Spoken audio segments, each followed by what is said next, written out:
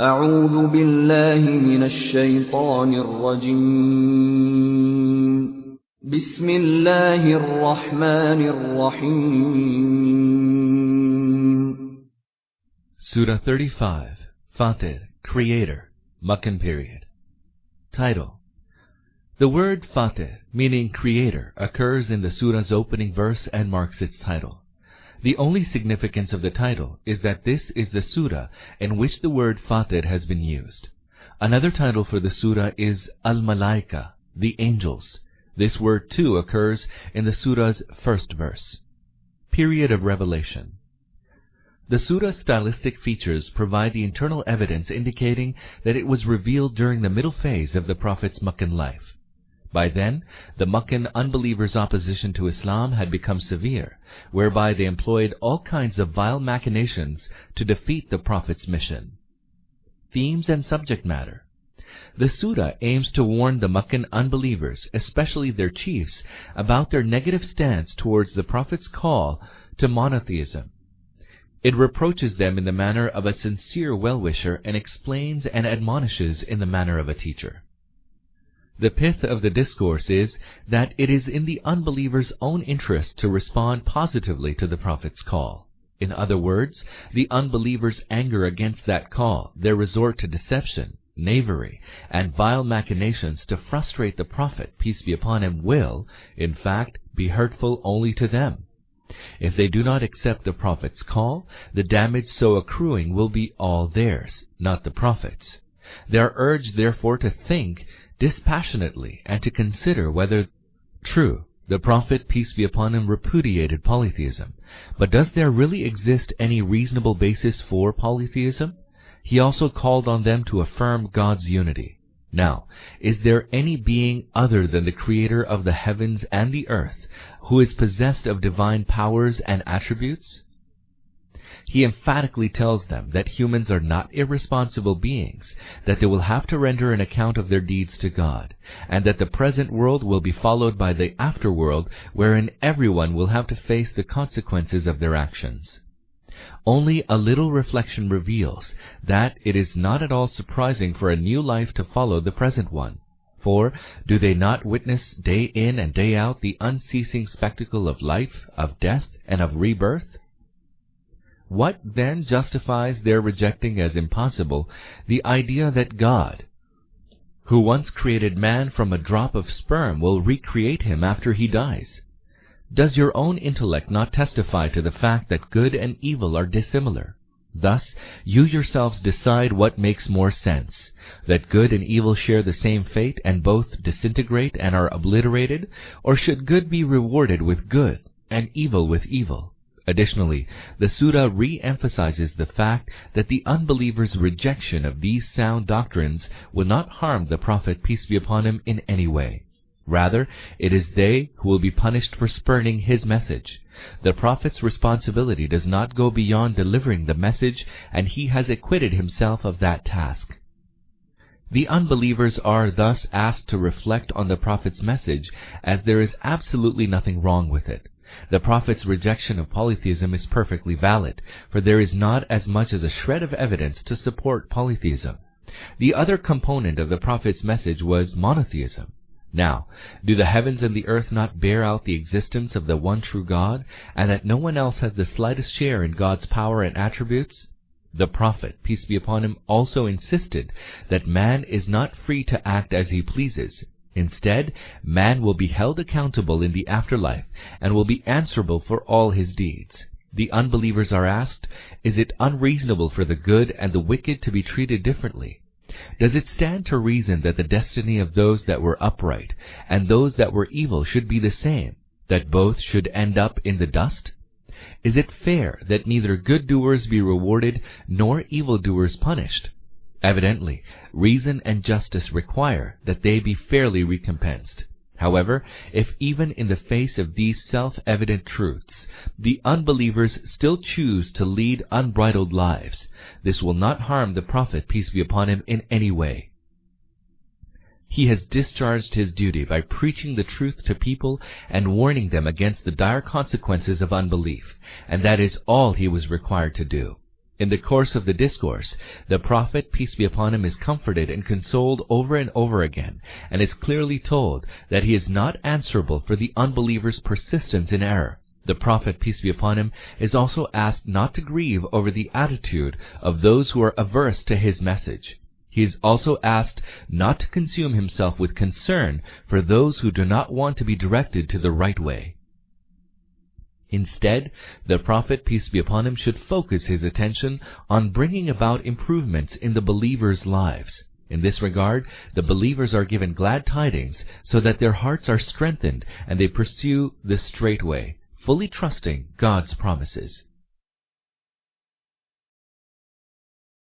Bismillahir-Rahmanir-Rahim. In the name of Allah, the most merciful, the most compassionate. Alhamdulillahi Fatiris samawati wal ardi ja'ilil malaikati rusulan uli ajnihatin mathna wa thulatha wa ruba' yazidu fil khalqi ma yasha' inna Allaha ala kulli shay'in qadir. All praise be to Allah, the fastener of the heavens and the earth, who appointed angels as his message bearers, having 2, 3, 4 wings. He adds to his creation whatever he pleases. Verily, Allah has power over everything. Point 1. This can have two meanings. 1. That these angels perform the service of communicating messages between Allah and His prophets. 2. That it is the duty of these angels to convey and enforce the commands of Allah Almighty throughout the universe. The object is to impress this truth. The position of the angels whom the polytheists have made their gods and goddesses is no more than of obedient servants of Allah, the One. Just as the servants of a king run about for the implementation of his orders, so do these angels fly about in the service of the real sovereign of the universe. These servants have no authority of their own. All powers rest with Allah, who is the real sovereign. 2. We have no means of knowing what is the nature of the wings of these angels, but when Allah has used this word, which in human language is used for the wings of birds, instead of any other words, to express and depict the truth, one can certainly conclude that this very word of our language is nearest to the actual meaning. The mention of 2 and 3 and 4 pairs of the wings shows that different angels have been granted different degrees of powers by Allah. They have been equipped with different powers of speed and efficiency as demanded by the nature of service for which they are employed. 3. These words show that the number of the wings of the angels is restricted to 4, but Allah has provided some angels with more wings than 4. According to a hadith related by Abdullah bin Masud, the Prophet, peace be upon him, once saw the angel Gabriel with 600 wings. Bukhari Muslim Tirmidhi. Aisha relates that the Prophet, peace be upon him, had seen Gabriel twice in his real form. He had 600 wings and had covered the entire horizon. Tirmidhi. ما يفتح الله للناس من رحمة فلا ممسك لها وما يمسك فلا مرسل له من بعده وهو العزيز الحكيم. Whatever mercy Allah accords to people, none can withhold. And whatever He withholds, no other will be able to release after Him. He is most mighty, most wise. 4. This is also meant to remove the misunderstanding of the polytheists, who believed that from among the servants of Allah, someone gave them the provision, someone the children and someone health to their patients. All these superstitions of shirk are baseless, and the pure truth is just that whatever of mercy reaches the people, reaches to them only through Allah Almighty's bounty and grace. No one else has the power either to bestow it or to withhold it. This theme has been expressed at many places in the Quran and the Hadith in different ways so that man may avoid the humiliation of begging at every door and at every shrine and may realize that making or marring of his destiny is in the power of one Allah alone and of none else. 5. He is the Almighty, He is dominant and the owner of sovereignty. None can stop His judgments from being enforced. Also, He is all-wise, every act of His is based on wisdom. When he gives somebody something, he gives because it is demanded by wisdom, and when he withholds something from somebody, he withholds it because it would be against wisdom to give it. يا أيها الناس اذكروا نعمة الله عليكم هل من خالق غير الله يرزقكم من السماء والأرض لا إله إلا هو فأنى تؤفكون. O people, remember Allah's favor upon you. Is there any creator apart from Allah who provides you your sustenance out of the heavens and earth? There is no God but He. Whither are you then being misdirected? 6. Remember Allah's favor upon you. Do not be ungrateful. Do not forget that whatever you have has been given by Allah. In other words, this sentence is meant to warn that whoever worships other than Allah, or regards a blessing as a favor done by other than Allah, or thanks other than Allah for a favor received, or prays to other than Allah for the grant of a blessing, is ungrateful. 7. There is a subtle gap between the first and the second sentence, which is being filled by the context itself. To understand this, one may visualize the scene like this. The polytheists are being addressed. The speaker asks the audience, is there another creator beside Allah, who might have created you, and might be arranging provisions for you from the earth and heavens? After this question, the speaker waits for the answer. But there is no reply from anywhere. No one replies that there is another one beside Allah, who is their creator and sustainer. This by itself shows that the audience also believe that there is none beside Allah, who could be their creator and sustainer. Then the speaker says, if so, then He alone can also be the deity and no one else. How have you been so deceived?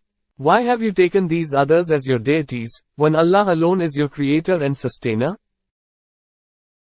وَإِن يُكَذِّبُوكَ فَقَدْ كُذِّبَتْ رُسُلٌ مِّن قَبْلِكَ وَإِلَى اللَّهِ تُرْجَعُ الْأُمُورُ. O Prophet, there is nothing novel in it. If they cry lies to you, messengers before you were also cried lies to. To Allah shall all matters be sent back. 8. If they deny, if they do not believe that there is no one worthy of worship but Allah, and accuse you of having made a false claim to prophethood. 9. That is, it is not for the people to give the verdict that whomsoever they call a liar should in fact become a liar. The judgment rests with Allah. He shall in the end decide who was the liar, and shall bring the real liars to their evil end. يا أيها الناس إن وعد الله حق فلا تغرنكم الحياة الدنيا ولا يغرنكم بالله الغرور. O people, assuredly Allah's promise is true. So let the life of the world not delude you, and let not the deluder delude you concerning Allah. 10. The promise implies the promise of the hereafter to which allusion was made in the preceding sentence, saying, and to Allah return all matters. 11. Let not deceive you that the world is an end in itself, that there is no hereafter when one will have to render an account of one's deeds, or that even if there is the hereafter, the one who is enjoying life here will enjoy life there, too. 12. Great deceiver, Satan, as is evident from the next sentence. And, deceive you concerning Allah, means 1. That he should make some people believe that Allah does not exist at all. 2. Involve others in the misunderstanding that Allah, after having once created the world, has retired and has now practically nothing to do with the universe anymore. 3. Delude others into believing that Allah no doubt is running the universe, but He has taken no responsibility of providing guidance to man. Therefore, revelation and prophethood are a mere deception. 4. Give still others the false hope that since Allah is all forgiving and all merciful, He will forgive one whatever sins one might have committed, and that He has some beloved ones too. if one remains attached to them, success and salvation are assured. إن الشيطان لكم عدو فاتخذوه عدوا إنما يدعو حزبه ليكونوا من أصحاب السعير. Surely, Satan is an enemy to you. Therefore, do take him as an enemy. He calls his followers to his way so that they may be among the inmates of the fire. الذين كفروا لهم عذاب شديد والذين آمنوا وعملوا الصالحات لهم مغفرة وأجر كبير. A severe chastisement lies in store for those that disbelieve, but there is pardon and a great reward for those that believe and work righteous deeds. 13. Those who disbelieve, those who will refuse to believe in this invitation of Allah's book and His messenger. 14. That is, Allah will overlook their errors and will reward them for their good deeds not merely with what they will just deserve but much more richly and generously.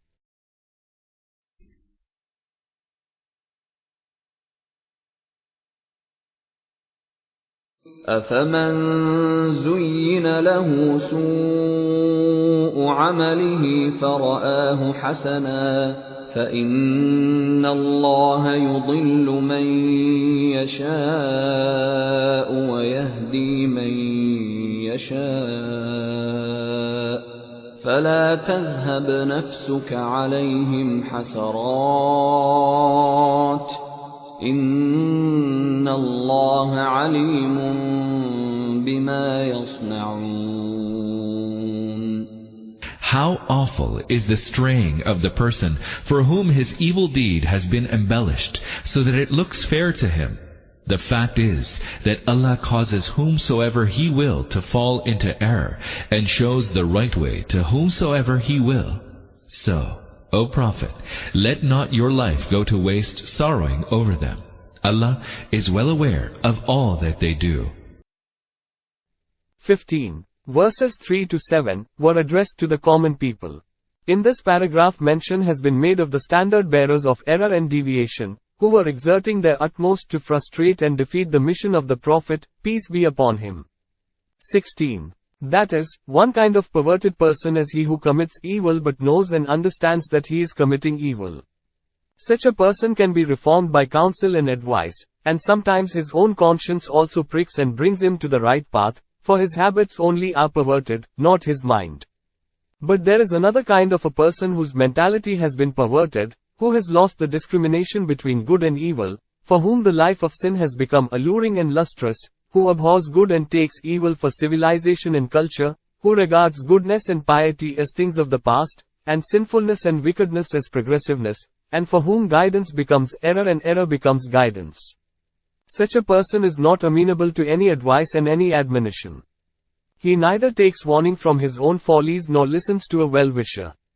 It is useless to waste one's time and energy for the reformation of such a person. Instead, the inviter to the truth should turn his attention towards those whose consciences may still be alive and who may still be inclined to listen to the truth. 17. The insertion of the words, then indeed, Allah sends astray whom He wills, and guides whom He wills, between the preceding and this sentence, clearly gives the meaning that Allah deprives, of the grace of guidance, those who become so perverted mentally, and leaves them to wander aimlessly in the ways in which they themselves wish to remain lost. After making the Prophet, peace be upon him, realize this fact, Allah exhorts him to the effect, it is not within your power to bring such people to the right path. Therefore, have patience in their regard. Just as Allah is indifferent about them, so should you also avoid being unduly anxious about their reformation. Here, one should bear in mind two things very clearly. First, the people being mentioned here were not the common people, but the chiefs of Mecca, who were employing every falsehood, every fraud and every trick to defeat the mission of the Prophet, peace be upon him. These people were, in fact, not involved in any misunderstanding about the Prophet, peace be upon him. They knew well what he was calling them to and what were the evils and moral weaknesses which they themselves were striving to maintain.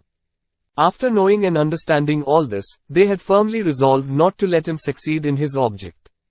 And for this purpose they did not feel any hesitation in using any mean or petty device. Now, evidently the people who deliberately and after annual consultation invent a new falsehood every next day and spread it against a person, can deceive the whole world, but as for themselves they know that they are the liars and that the person whom they have accused is free of every blame. Then, if the person against whom the false propaganda is being made also does not react and respond in a way opposed to truth and righteousness, the unjust people also cannot help realizing that their opponent is a truthful and honest man. If in spite of this the people do not feel ashamed of their misconduct and continue to oppose and resist the truth with falsehood, their conduct itself testifies that they are under Allah's curse and they can no longer discriminate between good and evil. Secondly, if Allah had only meant to make Prophet, peace be upon him, understand the supreme truth, he could have secretly made him aware of this. There was no need to proclaim it openly in the revelation. To mention it in the Quran and to proclaim it to the world was in fact meant to warn the common people that the leaders and they religious guides whom they were following blindly were the people of perverted mentality, whose mean conduct was itself an evidence that they were under the curse of Allah. 18. This sentence in itself contains the threat that a time is coming when Allah will punish them for their misdeeds. When a ruler says that he is fully aware of the misdeeds of a culprit, it does not only mean that the ruler has the knowledge of his misconduct, but it necessarily contains the warning that he will certainly punish him for this.